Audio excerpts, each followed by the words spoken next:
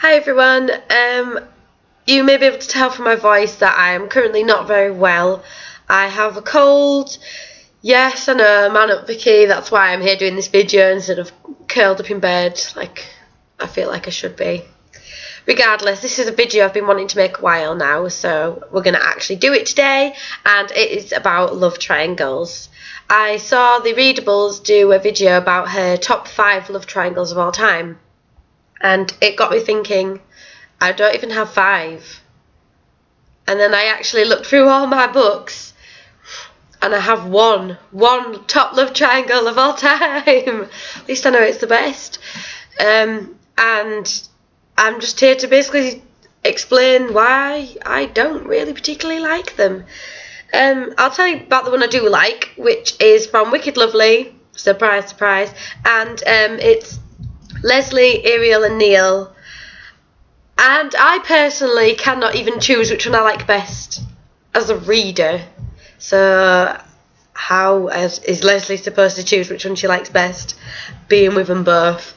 I understand completely, girl.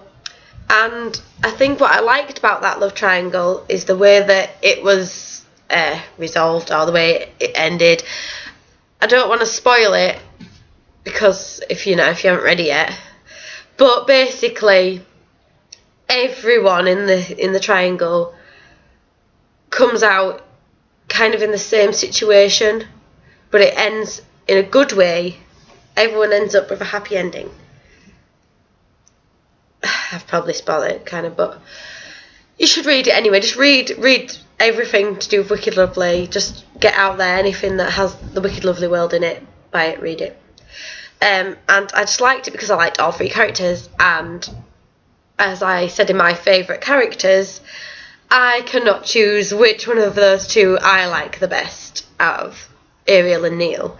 I would have such a struggle. They were just so brilliantly written. Then it wasn't like they were so different. That was what I think I like about it, is that both guys are very, very similar, and they're like very close as well, and I think that's why I like them, and I think that's why I understand Leslie's problem, because how are you supposed to choose between 2 guys that are essentially each other's like perfect match? They're so well matched together. So that's that one. I also have like an honourable love triangle, an honourable mention, that's I haven't finished the series yet, and I don't particularly find it good or bad. I just find it really intriguing, and I need to read the 3rd book so that I can understand and be like yes or no. And that is the Sky Chasers series, which is Glow, Spark and Flame. I've only read Glow and Spark. I really need to read Flame so badly. I gave the other 2 books 5 stars, so I'm sure I'll give that one. And the characters are Waverly is our leading female, and then there's Seth and Kieran. And the reason it's so interesting is because the way the books are written, you end up rooting for one guy and hating the other, and then completely thrown off, and then you root for the other guy and hate the other. And it's kind of like they keep mixing it up and they keep it fresh, and it's not making me think, well, you blatantly should have picked this guy, idiot. It's just like, even I don't know who to choose, but it's not because I love both characters, it's because I keep getting thrown around as my opinions on these characters. And that is one of the things that is brilliant about that entire series, is that you don't know how you're going to end up feeling about the characters. One minute you might like them, and the next minute you're like, what the hell are you doing? So that is very interesting, and I can't wait to finish that series to actually have a full opinion on that love triangle and hopefully be happy with it. Then I'm just going to get into my worst love triangles, and I'm going to go for the series that are quite controversial for me, because 3 of the worst love triangles of all time that I'm just like, what?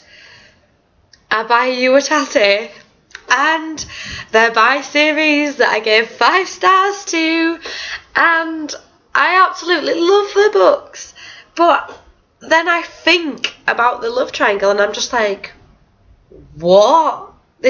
What? So, the worst offender of all time is Absolute Boyfriend. I don't want to spoil this, guys, but basically, this series is a story between a girl's choice, Rico's choice between dating a human or a robot. And I'm just like, why would you even pick the robot? Why? Especially when Soshi is just amazing. He is my favourite character. I love him. He's the human in question. And there's no competition. There's absolutely no competition at all. Why would you even want to go out with a robot? Why? And that is what rages me about it. And then another reason why I hate a love triangle is, if we go to Alice 19th, also by Yuritase, is Kaio and his choice between Alice and Mayura. When we start this book, he's going out with Mayura, which is Alice's big sister. And I just think, Alice, why would you even want him to go out with you? He's going out with your sister. Why would you even want him? Just no. I couldn't even think of someone who initially found my sister attractive and then wanted me. That's just wrong. It's just, no, I don't get it. I just don't get it, no. So I don't like that love triangle for that reason. But I love the series. And also another one, the third and final offending Yuritase love triangle is in Ceres with Aya, Yuhi and Toya. And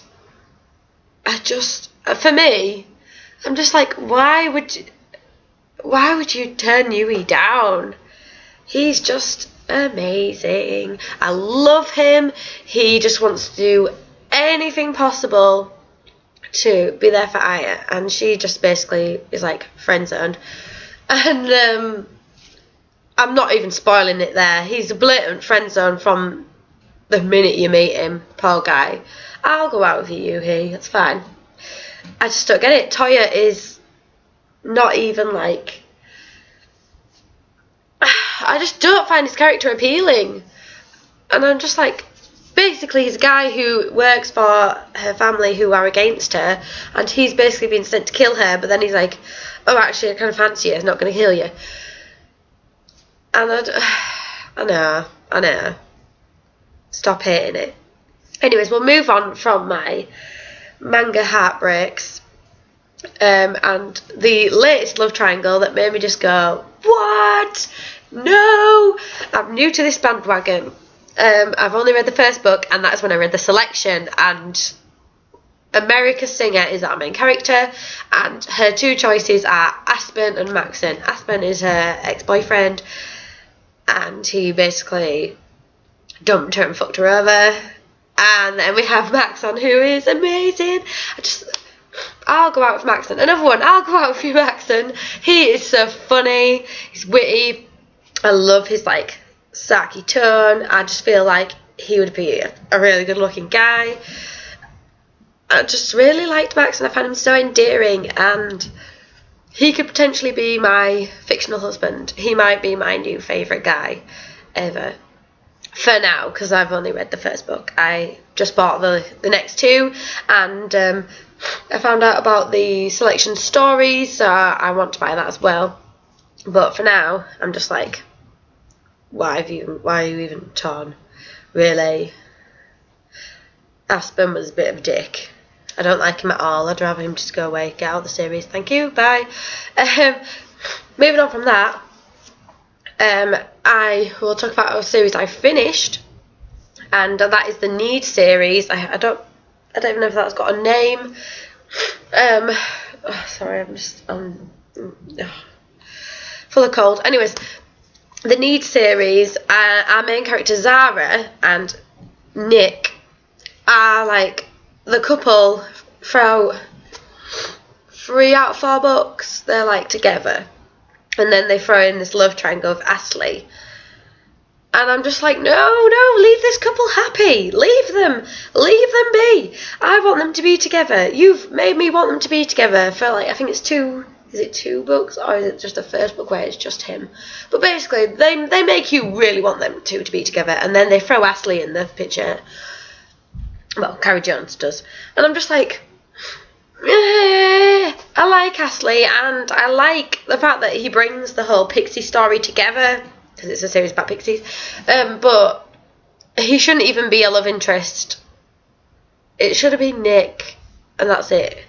Just Zara and Nick. We need a series where there's just a happy couple, and it's not like, I don't want it to be not a contemporary one. I need it to be a dystopian or a fantasy or something where these guys get together, they're together, and they stay together, and they're just happy, and they just go through the story together happily, maybe having a few like trial of the relationship moments, but they're just a couple. I don't want these stupid love triangles where the choices are just ridiculous, like Astley coming around out of nowhere and Zara being very scared of him, and then all of a sudden, like a book later, decides maybe maybe I've got feelings for him, and I'm conflicted because I'm with Nick, blah blah blah.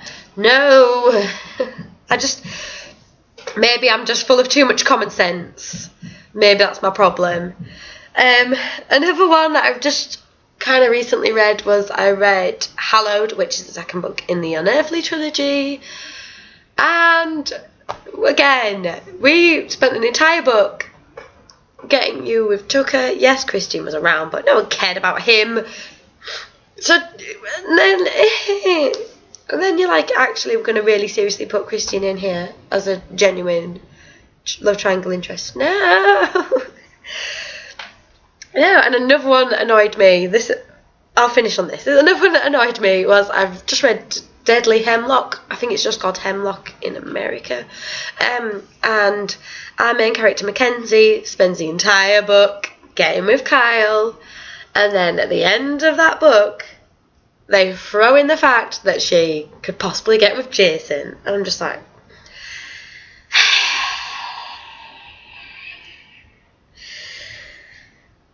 no.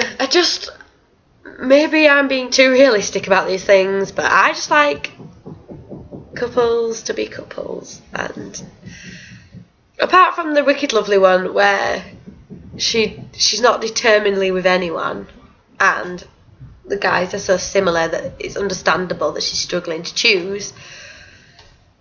Or this Guy Chasers one, where because of their situation, everything's getting thrown around the place, and you don't know who to trust, you don't know who you like.